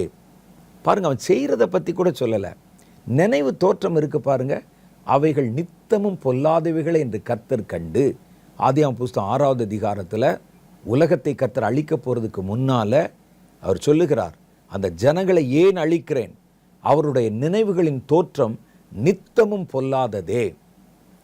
ஒருத்தன் செய்கிறது பரவாயில்ல, இப்படி உட்காந்துட்டு சில ஆட்கள் பாருங்கள், பாவமே செய்ய மாட்டான், வெளியே ஒன்றும் செய்ய மாட்டான், ஆனால் பெரிய பாவத்தை செய்து விடுவார்கள். உட்காந்துட்டு அப்படியே கற்பனை குதிரையை தட்டி விடுறது, அப்படியே பேசுறது. கர்த்தர் சொல்கிறாரு, நினைவுகளின் தோற்றமும் பாவம்தான். அவருடைய நினைவுகளின் தோற்றமே, அவன் நினைக்கிறதே நினைவுகளே பாவம், நினைவுகளின் தோற்றம் நித்தமும் பொல்லாதது என்று கர்த்தர் கண்டு அவர் இறங்கி வந்து இந்த பூமியை அழித்தார் என்று ஆதியாகமம் 6வது அதிகாரத்தில் சொல்லுகிறது. அப்போ இதில் நமக்கு விளங்கி கொள்ள முடியலை. அவன் பாட்டுக்கு பாவம் அப்பிராணியாக உட்கார்ந்துருக்கிறான். சிலர் சொல்லும்போது சொல்லுவாங்க, அவன் பாவங்க ஒன்றும் செய்ய மாட்டான், அப்படியே உட்கார வச்ச இடத்துல உட்காந்து எதையோ சிந்தித்து கொண்டிருப்பான். அப்போ உங்களுடைய பார்வையில், மற்றவங்க பார்வையில் பாவம் நல்ல பிள்ளை, வாயிலா பூச்சி, அப்பாவி. ஆனால் மனசுக்குள்ளே இவ்வளோ பாவங்கள் ஓடிக்கொண்டிருக்கும். கர்த்தர் சொல்லுகிறார், அதுவும் பாவம்தான், அது உலகத்தை அழிப்பதற்கான பாவமாக கருதப்பட்டது. ஏனென்றால் முதல்ல மனதிற்குள் வருகிற எண்ணங்கள், பின்பு இச்சையானது கர்ப்பம் தரித்து, இச்சை என்பது ஒரு உணர்வு, ஒரு நினைவு, ஒரு எண்ணம், அதான் இச்சை, ஒரு ஆசை, அவ்வளோதான். அந்த கர்ப்பம் தரித்து, கொஞ்சம் கொஞ்சமாக கர்ப்பம் தரித்து பாவத்தை பிறப்பிக்கும். பாவம் பூரணமாகும்போது மரணத்தை பிறப்பிக்கும் என்று கர்த்தருடைய வேதம் சொல்லுகிறது. அப்போ எது பாவம் என்பதை நீங்கள் தீர்மானிக்கக்கூடாது, ஆவியானவர் தீர்மானிக்கணும். இதெல்லாம் பாவம், இது பரலோகத்துக்குள்ளே போவதற்கு தடையை உண்டாக்கிவிடும் என்று பரிசுத்த ஆவியானவர் நம்ம கற்பித்து கொண்டே இருப்பார். அதுக்கு செவி கொடுக்கணும். நீங்கள் ஒரு லஞ்சம் வாங்கும்போது ஆவியானவர் உங்கள்கிட்ட பேச மாட்டாரா? ஒரு தப்பான ஒரு காரியத்தை நீங்கள் செய்யும்போது நீங்கள் எவ்வளோ சப்பக்கட்டு கட்டினாலும் உங்கள் மனதுக்குள்ளே ஆவியானவர் இருந்து இது தப்பு அப்படின்னு சொல்ல மாட்டாரா? சொல்லுவார். ஆனால் அதை தொடர்ந்து அந்த வார்த்தை அல்ல தட்டிட்டு மறுபடியும் பாவத்தை செய்யும்போது அது அந்த உணர்வு மழுங்கி போய் விடுகிறது. ஆவியானவர் சொல்லுவதை நிறுத்தி விடுகிறார். அப்புறம் அதனால்தான் ஆவியானவரின் பரிசுத்தமாகுதல். ஆவியானவர் பரிசுத்தமாக்குனா வெளித்தோற்றத்தில் உண்டாகிற பரிசுத்தம் மாத்திரமல்ல, இந்த மாதிரி மறைவான அசுத்தங்களையும் நீக்கும்படிக்கு கர்த்தர் உதவி செய்வார். இன்னைக்கு மனுஷர்கள் வச்சிருக்கிறது எல்லாமே வெளித்தோற்றத்தின் பரிசுத்தம்தான். எத்தனையோ இதிகாசங்கள், புராணங்கள், நல்ல நெறி நூல்கள் போன்றவைகள் எல்லாம் நமக்கு சொன்னாலும் அதெல்லாம் வெளித்தோற்றத்துக்கான பரிசுத்தம். பாருங்கள், உள்ளுக்குள்ளே நம்மை தீட்டுப்படுத்துகிற, அசுத்தப்படுத்துகிற பல விஷயம் இருக்குதே. ஒரு மனிதனுடைய நினைவு தீட்டுப்படுத்துங்கிறாரே, அவருடைய ஆத்துமாவில் கரப்ஷன் உண்டாயிருந்தா அவனுடைய நினைவுகளின் தோற்றம் நித்தமும் பொல்லாததேன்னு சொல்கிறாரே, இது யாருக்கு தெரியும் வெளியே? இதை சுத்திகரிப்பது ஆவியானவர். அப்போ அதனால் ஆவியானவரின் பரிசுத்தமாக்கப்படுதல், ஆவியானவரின் பரிசுத்தமாகுதல், இதை நீங்கள் மனசில் வச்சுக்கிறணும். ஆவியானவர் உங்களை பரிசுத்தமாக்குவதற்கு நீங்கள் விட்டு கொடுக்கணும். அவர் சொல்லுகிறத நீங்கள் அவாய்ட் பண்ணி, ஏன், எதுக்கு, இதில் லாஜிக் இதெல்லாம் பேசக்கூடாது. உங்கள் மனசில் தோன்றும் இது தப்பு, நிறுத்திடுங்க, அவ்வளோதான். கேள்வியெல்லாம் கேட்காதீங்க. அது உலக ஞானத்தின்படி சரியாக இருக்கலாம், ஆனால் தேவனுடைய பார்வையிலே அது தப்பாக இருக்கும். அப்படித்தானே வேதம் சொல்லுது. 2 தெசலோனிக்கேயரின் புஸ்தகம் 2வது அதிகாரம் 13வது வசனம் சொல்லுகிறது, கர்த்தருக்கு பிரியமான சகோதரரே, நீங்கள் ஆவியினாலே பரிசுத்தமாக்கப்படுகிறதினாலும் சத்தியத்தை விசுவாசிக்கிறதுனாலும் ரட்சிக்கப்படும்படிக்கு ஆதி முதல் தேவன் உங்களை தெரிந்து கொண்டபடியினாலே நாங்கள் உங்களை குறித்து எப்பொழுதும் தேவனை ஸ்தோத்தரிக்க கடனாளிகளாக இருக்கிறோம். இவர் என்ன சொல்கிறாருன்னா, நீங்கள் ஆவியினாலே பரிசுத்தமாக்கப்படுகிறதுனாலும் சத்தியத்தை விசுவாசிக்கிறதுனாலும் ரட்சிப்படையும்படி. இது நீங்கள் நல்லா அந்த வசனத்தை நீங்கள் படித்து பாருங்கள், அப்போ தான் புரியும். ரட்சிக்கப்படுவது என்றால் நம்ம ஒரு கான்செப்ட் வச்சுருக்கிறோம். என்ன அப்படின்னா, என் பாவத்தை நான் போய் அறிக்கை செய்து கர்த்தருடைய இரத்தத்தை விசுவாசித்து என் பாவத்தை அறிக்கை செய்யும்போது என் பாவத்தை அவர் மன்னித்து தம்முடைய இரத்தத்தை தெளித்து என்னை ரட்சித்து விட்டார். இது ரட்சிப்பு, இது ரட்சிப்பினுடைய துவக்கம். ஆனால் இது போதாது. வேதம் சொல்லுது, முடிவு வரை நிலை நின்றவனே ரட்சிக்கப்படுவான். அந்த ரட்சிப்பை கொடுத்துட்டாங்கல்ல, அந்த ரட்சிப்பில் நீங்கள் முடிவு வரைக்கும் நிலை நிற்கணும். நீங்கள் அந்த ரட்சிப்பை நாள்தோறும் நீங்கள் பரிபூர்ணப்படுத்தணும் என்று கர்த்தருடைய வேதம் சொல்லுது. அந்த ரட்சிப்பினுடைய முதல் படிதோடு நம்ம நின்று விடுகிறோம். நீங்கள் எப்போ ரட்சிக்கப்பட்டீங்கன்னு கேட்டால் சொல்லுவீங்க, நான் 1995 மே மாதம் 3ஆம் தேதி ரட்சிக்கப்பட்டேன் அப்படின்னு சொல்லுவீங்க. ரட்சிப்பினுடைய முதல் படியை பெற்றுக்கொண்டீர்கள், அவ்வளோதான். அதுக்கு பிறகு அந்த ரட்சிப்பு பூர்ணமாக்கப்படுது பாருங்க. அதை யார் செய்கிறா அப்படின்னு கேட்டால், முதல் கட்ட ரட்சிப்பை உங்கள் பேரை எழுதுகிற ரிஜிஸ்டரில் எழுதுகிறாங்கல்ல, அந்த அமைப்பை, அந்த ரட்சிப்பை இயேசுவின் ரத்தம் செய்கிறது. நீங்கள் ஸ்கூலில் சேர்ந்த நாளை நினச்சி பாருங்கள், உங்கள் பேரை ரெஜிஸ்டர் எழுதுனாங்க, அட்மிஷன் போட்டாங்க, இனி நீங்கள் அந்த பள்ளியிலே படிக்கலாம். அது முடிஞ்ச உடனே அதோட முடிஞ்சிருமா? என் பேர் பாருங்கள் இந்த ஸ்கூல் ரிஜிஸ்டரில் இருக்குது, எனக்கு அட்மிஷன் போட்டாங்க. இல்லை, இப்போ தான் உள்ளேயே போகிறீங்க. உள்ளே போன பிறகு நீங்கள் கற்பிக்கப்பட வேண்டும். நீங்கள் ஞானத்தினாலே பலப்படுத்தப்படணும். அதில் பல படிகள் இருக்குது, அதை தாண்டணும். அப்புறம் அந்த ஸ்கூல் உங்களுக்கு ஒரு சர்டிஃபிகேட் கொடுக்கணும். அப்போ தான் அது பரிபூர்ணம் அடைகிறது. இது என்ட்ரி பாஸ் தான். உள்ள நுழைந்து கர்த்தருடைய பிள்ளைகளோடும் கர்த்தருடைய ராஜ்யத்தோடும் தேவனுடைய வசனத்தோடும் தேவனுடைய ஆவியானவரோடும் சமீபம் ஆவதற்கு உங்களுக்கு கொடுக்கிற ஒரு கேட் பாஸ். அதான் கர்த்தருடைய இரத்தம். அந்த இரத்தம் உங்களை கழுவுகிறது. இவன் தேவனுடையவன், கர்த்தருடைய பிள்ளைகளோட ஒரு பங்கை நியமியுங்கள் அப்படின்னு உங்களை உள்ள அட்மிஷன் போட்டு உள்ளே தள்ளிடுறாங்க. அதுக்கப்புறம் உள்ள ஒருத்தர் இருக்கிறாரு. அவர் என்ன செய்கிறார் என்றால், உங்களுக்கு ஒவ்வொன்றாய் கற்பித்து கொடுக்கிறார். அதான் வேதம் சொல்லுது, நீங்கள் எதற்கு உள்ளே அனுப்பப்பட்டீர்களோ அந்த நோக்கத்தை பூரணப்படுத்துவதற்கு நீங்கள் ஆவியானவருடைய பரிசுத்தமாகுதலினாலும் சத்தியத்தை குறித்த விசுவாசத்தினாலும் நீங்கள் ரட்சிப்பின் முழுமையை பெற்றுக்கொள்ளுகிறீர்கள். அதான் அந்த வசனத்துடைய அர்த்தம். நீங்கள் மேலோட்டமாக படித்தீங்கன்னா சில வசனங்கள், அதுவும் பவுல் மாதிரி ஆட்கள் எழுதின வசனங்கள், மேலோட்டமாக படித்தீங்கன்னா ஒன்றுமே புரியாது உங்களுக்கு. அவங்க பயன்படுத்தி இருக்கிற மொழி, அந்த லாங்குவேஜ், அந்த அமைப்பு, அது ஆங்கிலத்திலும் சரி எந்த மொழியிலும் சரி கொஞ்சம் சுற்றி இருக்கிற மாதிரி இருக்கும். பேதுரு ஒரு தடவை சொல்கிறாரு, அவன் எழுதுவது பேசுவது நம்ம விளங்கி கொள்வதற்கு கடினமாக இருக்குது அப்படின்னு சொல்கிறாரு. ஆனால் அதில் நீங்கள் நல்லா நிதானித்து படித்தால் விளங்காதது என்று ஒன்றுமே இல்லை. அவர் என்ன சொல்றார்? கர்த்தருக்கு பிரியமான சகோதரரே, நீங்கள் ஆவியினாலே பரிசுத்தமாக்கப்படுகிறதுனாலும் சத்தியத்தை விசுவாசிக்கிறதுனாலும் ரட்சிக்கப்படும்படி. அப்போ நம்ம சொல்லுவோம், நாங்கள் இயேசுவின் ரத்தத்தில் கழுவப்பட்டோமே, நாங்கள் ரட்சிக்கப்பட்டோம் நினச்சிக்கிட்டு இருக்கோமே. நீங்கள் தான் நினச்சிக்கிட்டு இருக்கீங்க. நீங்கள் ரட்சிப்புக்கு சமீபம் ஆயிட்டீங்க, என்ட்ரி ஆயிட்டீங்க. ரட்சிக்கப்பட்டவரோட உங்கள் பங்கு நியமிக்கப்பட்டு விட்டது, ஸ்கூலுக்குள்ளே வந்துட்டீங்க, ரிஜிஸ்டரில் உங்கள் பேர் இருக்குன்னு சொல்கிறதுனால நீங்கள் எல்லாவற்றையும் கற்றுக்கொண்டு விட்டீர்கள் என்ற அர்த்தம் அல்ல. அப்புறம்தான் வேற ஒரு வாழ்க்கை துவங்குகிறது. அதைத்தான் வேதம் இங்கே சொல்லுகிறது. நீங்கள் ஆவியினாலே பரிசுத்தமாக்கப்படணும், சத்தியத்தை விசுவாசிக்கணும். இதனால தான் நீங்கள் எதற்கு அழைக்கப்பட்டீர்களோ அந்த ரட்சிப்பு உங்களுக்குள்ளே பூர்ணமாகும். நீங்கள் இவைகளால் தான் முழு ரட்சிப்பை நீங்கள் பெற்றுக்கொள்ள முடியும் என்று சொல்லுகிறார். இதில் குறிப்பாக நம்ம கவனிக்க வேண்டியது ஆவியானவரின் பரிசுத்தமாக்கப்படுதல். ஆவியானவர் நம்ம கூட இருக்கிறது முழுசுமே முதல் நோக்கமே உங்களை பரிசுத்தமாக்குறதுக்கு.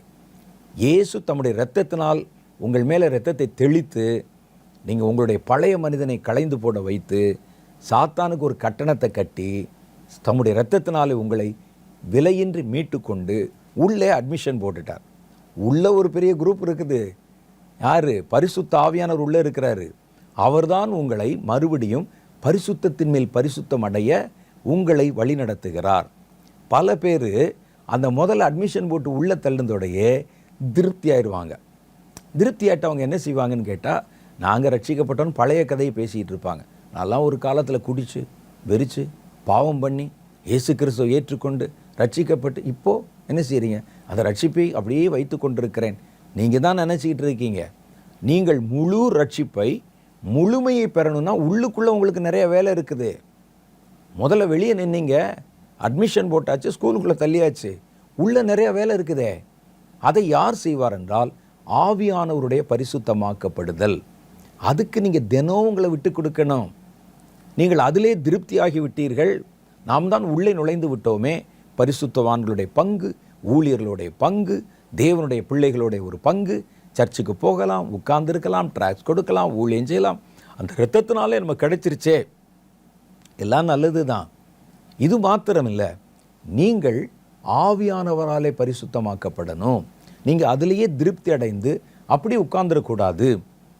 இது அல்ல, நீங்கள் ஆவியானுடைய பரிசுத்தமாக்கப்படுதலிலும் கர்த்தருடைய வார்த்தையை விசுவாசிக்கிறதுலையும் தான் உங்கள் ரட்சிப்பை பூரணப்படுத்த முடியும்.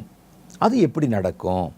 ரோமர் 8வது அதிகாரம் 13வது வசனம் சொல்லுகிறது, மாம்சத்தின்படி பிழைத்தால் சாவீர்கள், ஆவியினாலே சரீரத்தின் செய்கைகளை அழித்தால் பிழைப்பீர்கள். ஆவியானவர் எதற்காக எனக்குள்ளே கொடுக்கப்பட்டிருக்கிறார்? அதுக்கு பல காரணங்கள் இருக்கிறது. அவர் எனக்குள்ளே நிறைய ப்ராசஸிங்கை உண்டாக்கிட்டே இருக்கிறாரு. அது எல்லாமே பரலோகத்தின் சாயலோடு என்னை பொருத்துவதற்கான ப்ராசஸிங். உள்ளே வந்து உள்ளுக்குள்ளே இருந்து அவர் வேலை செஞ்சுட்டே இருக்கிறாரு. ஓ, இது பரலோகத்தோட மேட்சிங் ஆகாது, இது பொருந்தாது, இதை எடுத்துடணும், இந்த இடத்துல இதை சேர்க்கணும், இது ஒன்று குறைவாக இருக்கிறது அப்படின்னு உள்ளே பார்த்தா தினம் வேலை செஞ்சுட்டே இருப்பாங்க. அந்த வேலையை பரிசுத்த ஆவியானவர் செய்ய நீங்கள் விட்டு கொடுக்கணும். அதான் வேதம் சொல்லுது. மாம்சத்தின்படி பிழைத்தால் சாவீர்கள். மாம்சம் உங்களுக்கு ஒரு பிழைப்பை கொடுக்கும். அது வசனம் சொல்லுது, மாம்சம் ஒரு பிழைப்பை கொடுக்கும். அதில் சந்தேகம் இல்லை. மாம்சம் நமக்கு ஒரு ஸ்தானத்தை கொடுக்கும். மாம்சத்திலே பிழைப்பு உண்டாயிருக்கும். சிலர் நினச்சிக்கிறவாங்க, நம்ம ரொம்ப தந்திரமாக ஞானமாக நம்முடைய மாம்சத்தை கொண்டு வீட்டை வாங்கிட்டோம், நிலத்தை வாங்கிட்டோம், கட்டடங்களை வாங்கிட்டோம். மாம்சம் ஒரு பிழைப்பை உண்டு பண்ணும். பல பேரை கீழே தள்ளி அல்லது உழைச்சி வேலை செஞ்சு பார்த்தீங்களா எவ்வளோ சேர்த்து வச்சுருக்கிறேன். மாம்சம் ஒரு பிழைப்பை உண்டு பண்ணும். அதில் எந்த சந்தேகமும் இல்லை. மாம்சத்தில் நீங்கள் போனாலே செத்துருவீங்கன்னு அர்த்தம் இல்லை. மாம்சத்தினாலே பிழைத்தால் அந்த பிழைப்புக்கு ஒரு எண்டு இருக்குது. அது மரணத்தை உண்டாக்கும்போது நீங்கள் மாம்சத்தினாலே பிழைத்த பிழைப்பு உங்களுக்கு உதவி செய்யாமல் போய்விடும். அப்போ மாம்சத்தின்படி பிழைத்தால், மாம்சத்தின்படி மாத்திரமே நீங்கள் பிழைத்தால் சாவீர்கள். ஆனால் இன்னொரு காரியம் சொல்லுது, ஆவியினாலே சரீரத்தின் செய்கைகளை அழித்தால் பிழைப்பீர்கள். சரீரத்தின் செய்கைகள் என்று ஒரு பெரிய பட்டியலே இருக்குது. மனுஷனுடைய மனத்திலிருந்து குரோதங்களும் விரோதங்களும் பாவமும் பொல்லாங்கும் எல்லாம் புறப்பட்டு வரும். அது மனுஷனை தீட்டுப்படுத்தும் என்று இயேசு சொன்னார். இதெல்லாம் நம்முடைய சரீர அவயங்களுக்குள்ளே போர் செய்கிற காரியங்கள். அது எல்லாருக்குள்ளேயுமே இருக்கும். ஆனால் வேதம் சொல்லுது, உங்களுக்குள் இருக்கிற அந்த சரீரத்தின் செய்கைகள், மாம்சத்தின் கிரியைகள் வெளியரங்கமாக இருக்கிறது என்று வேதம் நமக்கு ஒரு பெரிய பட்டியலை சொல்லுகிறது. பாருங்கள், மாம்சத்தின் கிரியைகள் கலாத்தியரின் புத்தகத்தில் அது எல்லாவற்றையும் நம்ம பார்க்குறோம். அவைகள் எல்லாம் எல்லா மனிதனுக்குள்ளும் எல்லா மாம்சத்துக்குள்ளும் இருக்கும். ஆனால் அவைகளை அழிக்க முடியுமா அப்படின்னு கேட்டால் முடியும். அது மனுஷ முயற்சினால் சாத்தியம் அல்ல. மாம்சத்தில் முயன்றவர்கள் தோற்று போயிருக்கிறாங்க. ஆவியினாலே, உங்களுக்குள்ள இருக்கிற பரிசுத்த ஆவியின் பலத்தினாலே அவைகளை உங்களால் மேற்கொள்ள முடியும். அழிக்கப்பட வேண்டிய கிரியைகளை அழிக்க முடியும். அடக்க வேண்டிய அல்லது அவைகளை மேற்கொள்ள வேண்டிய காரியங்களை மேற்கொள்ள முடியும். அதுக்கு தான் பரிசுத்த ஆவியானவர். அப்போ பரிசுத்த ஆவியானவரை பெற்றுக்கொண்டு நம்ம சும்மா அந்த பரிசுத்த ஆவியானுடைய பயம் தெரியாமல் நம்ம பரிசுத்த ஆவியானவரை பாட்டு பாடவும், கைதட்டவும், சத்தத்தை உயர்த்தி ஜெபம் பண்ணவும், ஊழியம் செய்வோம், ஆவியினாலே பயன்படுத்தப்படுகிறோம் என்று நாம் வெளியே சொல்லிக் கொள்ளுகிறோம்.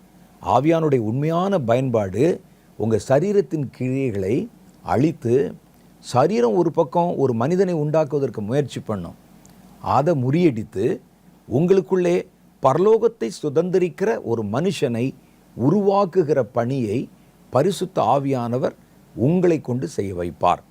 அது என்னங்கிறது தான் நீங்கள் கேட்கணும். அதுக்கு என்ன செய்யணும்னா, மாம்சத்திலே கிரியை செய்கிற மாம்சத்தின் செயல்கள் அது ஆளாளுக்கு வித்தியாசப்படும். ஒவ்வொருவருக்கும் ஒவ்வொரு காரியத்தின் மேலே ஆசை இருக்கும், ஒவ்வொருவருக்கும் ஒவ்வொரு விஷயத்தின் மேலே இச்சை இருக்கும். இவைகளை பரிசுத்த ஆவியானவர் நமக்கு சுட்டி காண்பித்து அதுக்கு என்ன செய்யணும், ஆவியானுடைய பலத்தினாலே மாம்சத்தின் கிரியைகளை மேற்கொள்ளணும். அது முடியுமான்னு கேட்பீங்க. கண்டிப்பாக முடியும். எப்படி முடியும்னா, உங்கள் மாம்சத்தை விட ஆவியானவர் பெரியவர். உங்கள் மாம்சத்தின் பலத்தை விட ஆவியின் பலம் பெரியது. அந்த ஆவியானவர் யார் நீங்கள் யோசிச்சு பார்க்கணும். இதெல்லாம் அடக்க முடியுமாங்க?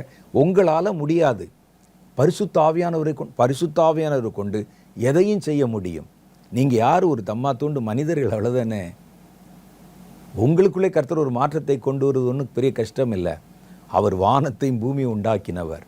ஆவியானவர் பூமி முழுவதையும் புதுமையாய் மாற்றினவர்.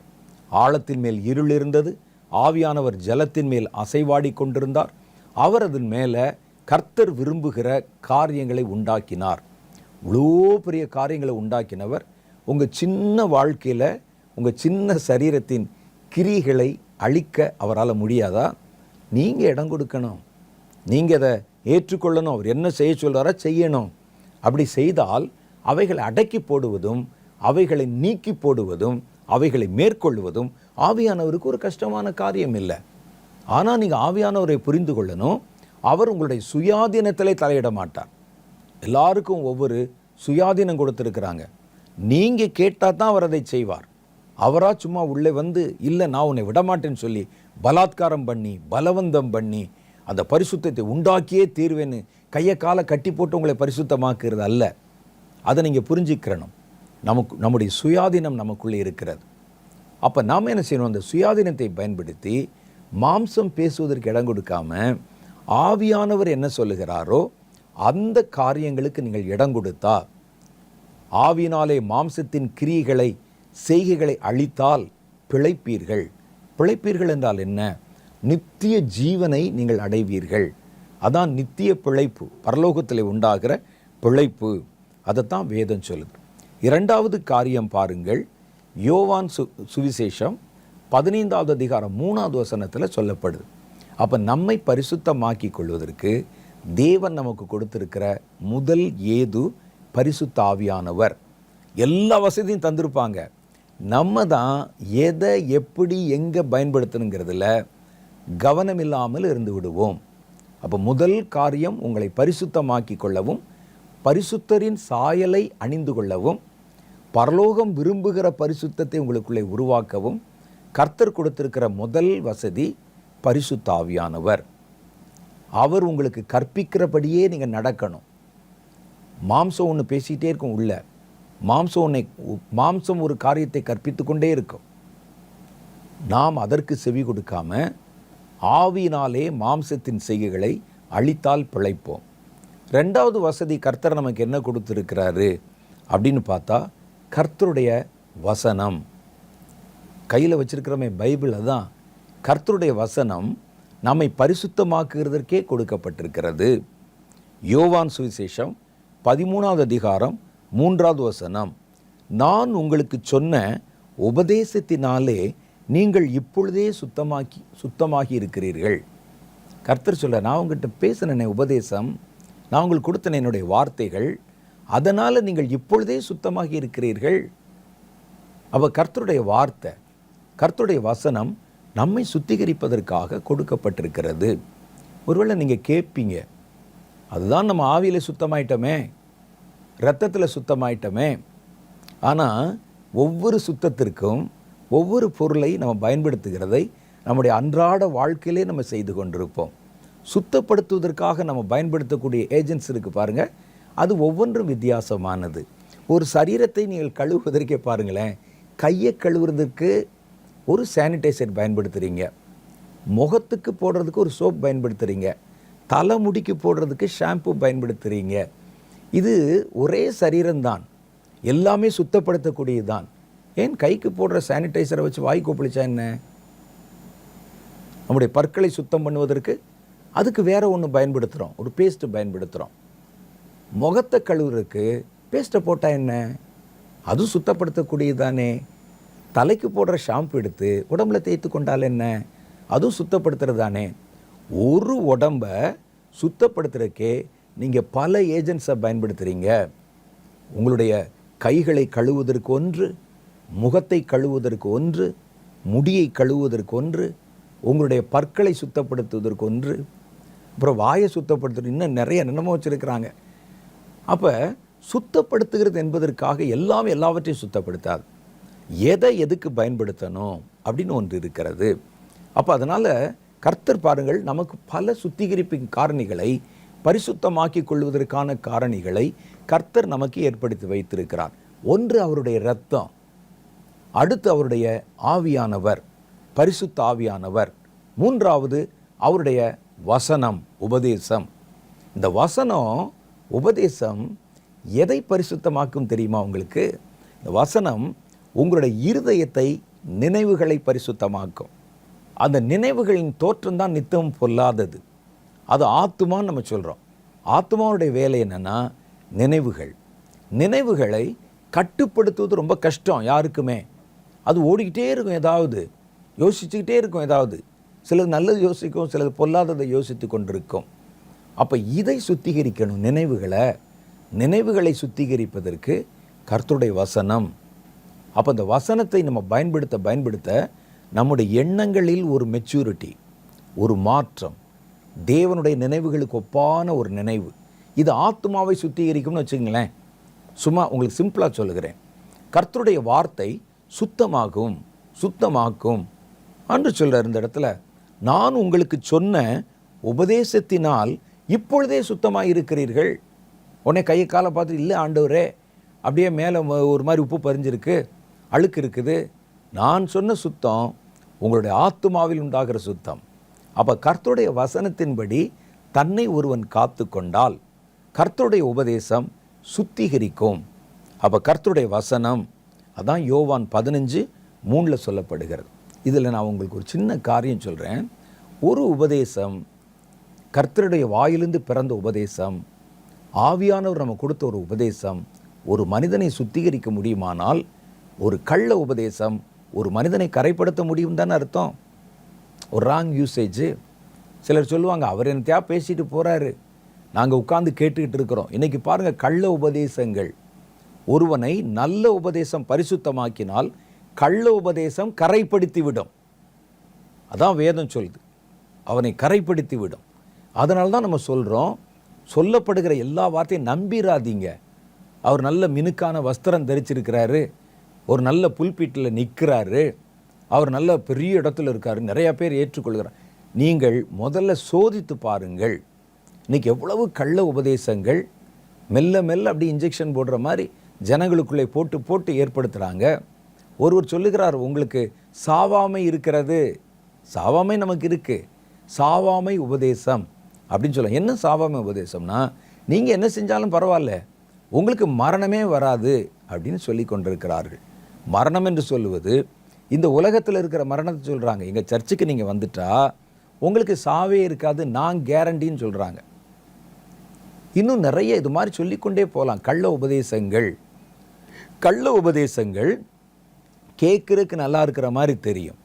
ஆனால் வேதம் சொல்லுகிறது, கர்த்தருடைய வாயிலிருந்து பிறந்த உபதேசம் ஒருவனை சுத்திகரிக்க முடியுமானால் சாத்தானிடத்திலிருந்து பிறந்த உபதேசம் ஒருவனை கரைப்படுத்த முடியும். நல்ல உபதேசம் ஒரு மனிதனை பரிசுத்தமாக்கினால் கள்ள உபதேசம் ஒரு மனிதனை கரைப்பிடிக்க வைத்துவிடும். அதனால்தான் நீங்கள் அந்த கள்ள உபதேசங்களை கேட்கக்கூடாது. கள்ள உபதேசங்களை சும்மா தெரிஞ்சுக்கிறக்காக கூட நீங்கள் கேட்காதீங்க. அது கரைப்படுத்தி விடும். அது நம்முடைய மனதுக்குள்ளே நுழைஞ்சிருச்சுன்னா கரையாக்கிறோம். சிலர் அவர் என்ன சொல்கிறாரு கேட்போம், இவர் என்ன சொல்கிறாரு கேட்போம், அவர் இப்படி சொல்கிறாரே அது இருக்குமான்னு பார்ப்போம். கர்த்தரை விட்டு உங்களை பிரிக்கிற எந்த உபதேசமும் கள்ள உபதேசம். வேதம் சொல்லுகிறது, மந்தையை மேய்க்கிறவன் என்னோடு சேர்க்காதவன் என் ஆடுகளை சிதறடிக்கிறான், என்னோடு சேர்க்கிறவனோ மெய்யான ஊழியக்காரனாக இருக்கிறான்னு வேதம் சொல்லுது. அப்போ ஒருவனுடைய ஊழியம் கிறிஸ்துவோடு உங்களை சேர்க்கணும், ஒருவனுடைய உபதேசம் கிறிஸ்துவோடு உங்களை சேர்க்கணும். அப்படி சேர்க்காவிட்டால் அது கள்ள உபதேசம். உங்களை சபையில் சேர்க்கும், அந்த ஊழியக்காரனோட சேர்க்கும், ஒரு ஃபெல்லோஷிப்பில் சேர்க்கும், இருக்கட்டும். ஆனால் ஒரு உபதேசம் முதல்ல கிறிஸ்துவோடு உங்களை சேர்க்குதான் பாருங்க. அந்த வார்த்தைகள் கிறிஸ்துவை நோக்கி முன்னேற நம்மை நடத்துகிறதா என்று பாருங்கள். நித்திய ஜீவனை சுதந்திரிக்கும்படிக்கு அந்த வார்த்தைகள் நம்மை ஏவுகிறதான் பாருங்க. அது இல்லாதபடிக்கு பேசப்படுகிறது. சிலர் பார்த்தீங்கன்னா நகைச்சுவையாக இருக்கும், சில காரியங்கள் பார்த்தீங்கன்னா அப்படி இருக்கும். இன்றைக்கெல்லாம் பிரசங்க பீடங்களில் தேவையற்ற செய்திகள், தேவையற்ற வார்த்தைகள், இவைகளெல்லாம் பயன்படுத்தப்படுகிறத பார்க்குறோம். கலப்புள்ள உபதேசம், கள்ள உபதேசம் கரைப்படுத்தி விடும். கர்த்தர் சொல்ல, என் வாயிலிருந்து நீங்கள் கேட்டீங்களே அந்த உபதேசத்தினாலே நீங்கள் பரிசுத்தமாக இருக்கிறீர்கள். அப்போ இதிலிருந்து நமக்கு என்ன தெரியுது? ஒரு உபதேசம் ஒரு மனிதனை பரிசுத்தமாக்கவும் முடியும், ஒரு மனிதனை கரைப்படுத்தவும் முடியும். அப்போ இது கிறிஸ்துவினால் உண்டானதா? பரிசுத்த ஆவியானவர் தான் பேசுகிறாரா? இந்த செய்தியை கேட்டவுடனே எனக்குள்ள என்ன மாற்றம் வந்தது? இந்த செய்தி, அவர்கள் சொன்ன அந்த உபதேசம் என்னை கிறிஸ்துவோடு கூட நடத்துகிறதா அப்படின்னு நீங்கள் பார்க்கணும். அதை விட்டுட்டு உங்களுக்கு விளம்பரம் கொடுக்குற மாதிரி எங்கள் சர்ச்சுக்கு வந்துட்டிங்கன்னா 52 வாரத்துக்குள்ளே நீங்கள் செழிப்படைந்து விடுவீர்கள். நாங்கள் கொடுக்குற இந்த புஸ்தகத்தை நீங்கள் வாங்கிட்டீங்கன்னா உங்கள் வாழ்க்கையிலே அற்புதம் நடந்து விடும். இதெல்லாம் எதில் உங்களை கொண்டு வந்து சேர்க்குது நீங்கள் பார்த்தீங்கன்னா, அவர்களுடைய நிறுவனம், அவர்களுடைய ஸ்தாபனம், அவருடைய சபை, அவர்களுடைய ஊழியம், அவர்கள் அதோடு கூட கொண்டாந்து சேர்க்கும். கர்த்தரை விட்டு நம்மை பிரித்து விடும். கர்த்தரோடு இணைக்காத எதுவும், சிதறடிக்கிற எதுவும் கள்ள உபதேசம். அது கிறிஸ்துவால் உண்டானதல்ல. பரிசுத்த ஆவியானவர் என்பவரே கிறிஸ்துவோடு நம்மை இணைப்பதற்காகத்தான் அவர் வந்திருக்கிறார். இயேசு சிலுவையில் சிந்தின இரத்தத்தினால பிரிந்து கிடந்த இரு திறத்தாரையும் சிலுவையினாலே ஒன்றாக்கி என்று வேதம் சொல்லுது. அப்போ கிறிஸ்துவோடு இணைக்கணும், பரலோகத்தோடு இணைக்கணும், நித்திய ஜீவனில் இணைக்கணும். இதுதான் மூல உபதேசம். இதை வச்சுக்கிட்டு நீங்கள் ஆராய்ந்து பார்த்தால், இன்றைக்கி இந்த புல்பிட்டில் ஒரு செய்தி கேட்குறீங்க, இந்த செய்தி முடித்தோடனே கொஞ்சம் யோசிச்சு பாருங்கள். இந்த செய்தி உங்களை எதை நோக்கி நகர்த்தினதுன்னு பாருங்கள். இந்த செய்தியினுடைய சாராம்சம் என்னன்னு பாருங்கள். இந்த செய்தி உங்களை ஏன் கூட கொண்டு வந்து இணைத்திருந்தால் அது தப்பு. இந்த செய்தி உங்களை பரிசுத்தம் அடையவும் தேவனோடு இணைய வேண்டும் என்கிற வாஞ்சை உண்டாக்கியிருந்தால் இது கிறிஸ்துவினால் உண்டாகிற செய்தி. என்னோடு சேர்க்காதவன் சிதறடிக்கிறான் என்று வேதம் சொல்லுது. அப்போ இதை ஒரு ஸ்கேலாக, ஒரு அடித்தளமாக நீங்கள் வைத்து கொள்ளணும். அப்போ பரிசுத்தம் எதிலிருந்து வருகிறதுனா, கிறிஸ்துவனுடைய வார்த்தை, ஒரு ஆரோக்கியமான உபதேசம், ஒரு உண்மையான சத்தியம், அதில் தான் ஒரு பரிசுத்தம் உண்டாகிறது. யோவான் சுவிசேஷம் 17:17 நீங்கள் வாசித்து பாருங்கள். உம்முடைய சத்தியத்தினாலே அவர்களை பரிசுத்தமாக்கும், உம்முடைய வசனமே சத்தியம். கிறிஸ்து சீஷர்களுக்காக ஜெபம் பண்ணார். அவர் சொல்கிறாரு, உங்கள் சத்தியத்தினால அவர்களை பரிசுத்தமாக்கும். யாரை? என் பிள்ளைகளை, சீஷர்களை பரிசுத்தமாக்கும். உம்முடைய வசனம்தான் சத்தியம் அப்படின்னு ஜெபம் பண்ணுகிறார். ஆமாம், இந்த வசனம் சத்தியம். தாவீது சொல்வதை போல சமூலமும் சத்தியம், A to Z சத்தியம். இது வாசிக்க வாசிக்க தியானிக்க தியானிக்க அது உங்களுக்குள்ளே கிரியை செய்து கொண்டே இருக்கும். அது பரிசுத்தப்படுத்தி கொண்டே இருக்கும். நினைவுகளை, எண்ணங்களை, நினைவின் தோற்றங்களை பரிசுத்தமாக்கி கொண்டே இருக்கும். அப்போ பரிசுத்த ஆவியானவரால் உண்டாகிற, பரிசுத்த ஆவியானவராலே கிடைக்கிற ஒரு பரிசுத்தம், கிறிஸ்துவின் இரத்தத்தினாலே கிடைக்கிற ஒரு பரிசுத்தம், கர்த்தருடைய வார்த்தையினால, வசனத்தினால, ஆரோக்கியமான உபதேசத்தினால் கிடைக்கிற ஒரு பரிசுத்தம். 4வது ஒரு பரிசுத்தம் இருக்கிறது, தேவனுக்கு அடிமையாகணும். நீங்கள் உங்களை தேவனுக்கு அடிமையாய் ஒப்பு கொடுத்தால் அதில் ஒரு பரிசுத்தம் வருகிறது. அதை குறித்து வேதம் சொல்லுது பாருங்க. ரோமர் 6வது அதிகாரம் 22வது வசனம். ரோமர் 6வது அதிகாரம் 22வது வாக்கியம். அதில் சொல்றாரு, இப்பொழுது நீங்கள் பாவத்திலிருந்து விடுதலையாக்கப்பட்டு தேவனுக்கு அடிமைகள் ஆனதினால் பரிசுத்தமாகுதல் உங்களுக்கு கிடைக்கும் பலன், முடிவு நித்திய ஜீவன். அந்த வசனத்தை மறுபடியும் வாசிக்கிறேன் பாருங்க. இப்பொழுது நீங்கள் பாவத்திலிருந்து விடுதலையாக்கப்பட்டு தேவனுக்கு அடிமைகள் ஆனதினால் பரிசுத்தமாகுதல் உங்களுக்கு கிடைக்கும் பலன். எதில்? அடிமை ஆனதுனால உங்களுக்கு கிடைக்கிற பலன் பரிசுத்தமாகுதல். அந்த பலனுடைய முடிவு நித்திய ஜீவன். அப்போ இது நித்திய ஜீவனுக்கு உண்டான பரிசுத்தத்தை நமக்குள்ளே தரணும்னா நீங்கள் தேவனுக்கு அடிமைகளாக மாறணும். அதைத்தான் வேதம் சொல்லுது. ஒன்றிலிருந்து பிடிக்கப்பட்டு, ஒன்றிலிருந்து விடுவிக்கப்பட்டு நீங்கள் சும்மா ஃப்ரீயாக சுற்றிட்டு இருந்தீங்கன்னா மாம்சம் உங்களை அடிமைப்படுத்தி விடும். நீங்கள் பழைய காரியத்திலிருந்து விடுவிக்கப்பட்டால் கர்த்தரிடத்திலே நீங்கள் அடிமைகளாக ஒப்பு கொடுக்கப்படணும். தேவனுக்கு அடிமையாவது என்றால் என்ன? அவருக்கு கீழ்ப்படுகிறது பேர் தான் அடிமையாவது. நாம் எதற்கு கீழ்ப்பட்டிருக்கிறோமோ அதற்கு அடிமைகளாக இருக்கிறோம் என்று அதே ரோமர் 6:16 சொல்லியிருக்கு. கர்த்தர் என்ன சொன்னாலும் கீழ்ப்படியணும், அதுக்கு பேர் தான் அடிமையாகுதல். வேதத்தில் பாருங்கள், ரோமர் 6:16 மரணத்துக்கு ஏதுவான பாவங்களானாலும் நீதிக்கு ஏதுவான கீழ்ப்படிதலானாலும் எதற்கு கீழ்ப்படியும்படி உங்களை அடிமைகளாக ஒப்பு கொடுக்கிறீர்களோ அதற்கே நீங்கள் கீழ்ப்படுகிற அடிமைகளாக இருக்கிறீர்கள். உலகத்துக்கு கீழ்ப்படுகிறோன்னா ஒப்பு கொடுத்தாலும் சரி, நித்தியத்துக்கு உன்னை ஒப்பு கொடுத்தாலும் சரி, எதுக்கு கீழ்ப்படுகிறையோ அதுக்கு நீ அடிமை. நாம் கர்த்தருக்கும் கர்த்தருடைய சித்தத்துக்கும் நம்மை கீழ்ப்படியும்படிக்கு ஒப்பு கொடுக்கணும். அப்போ நம்ம கிறிஸ்துவுக்கு அடிமைகள் என்று அடையாளப்படுத்தப்படுகிறோம். 2வது காரியம் பாருங்க, நீங்கள் கிறிஸ்துவினாலே ஜெயிக்கப்பட்டிருந்தால் நீங்கள் அவருக்கு அடிமைகள் என்று வேதம் சொல்லுது.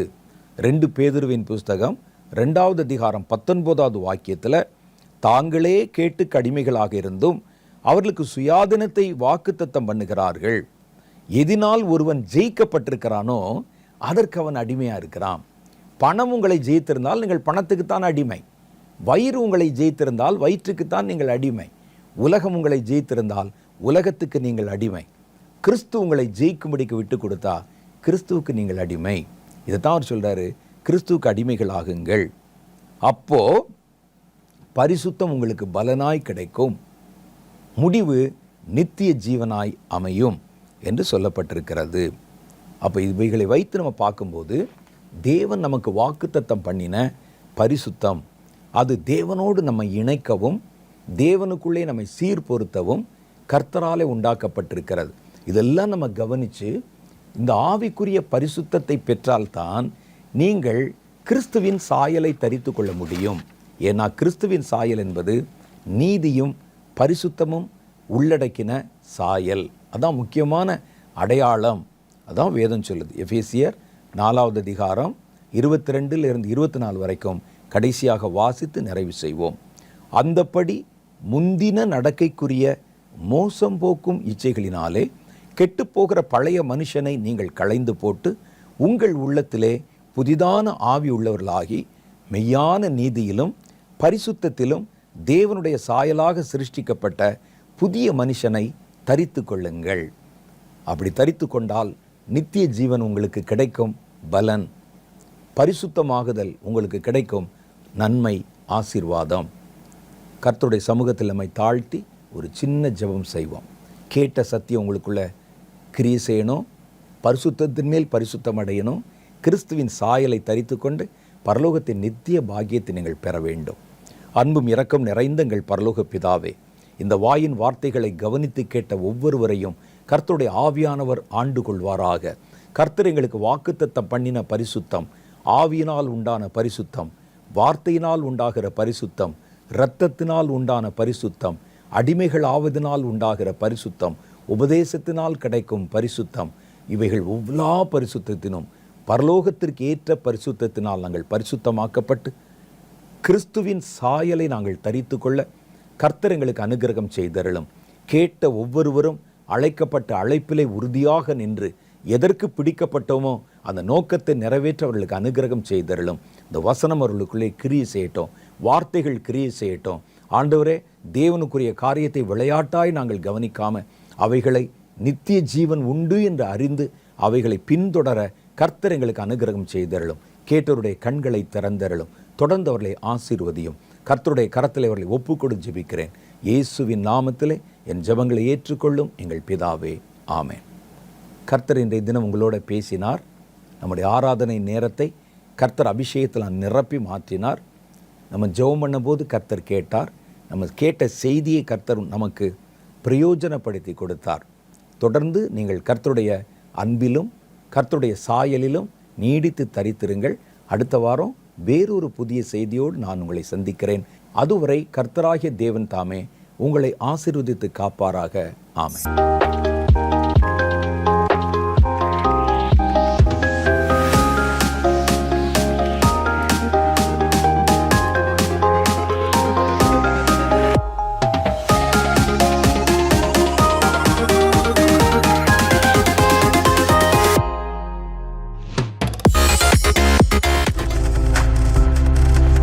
நீங்கள் பார்த்து கொண்டிருப்பது உங்கள் ஜாய் டிவி. உங்கள் துக்கம் சந்தோஷமாய் மாறும்.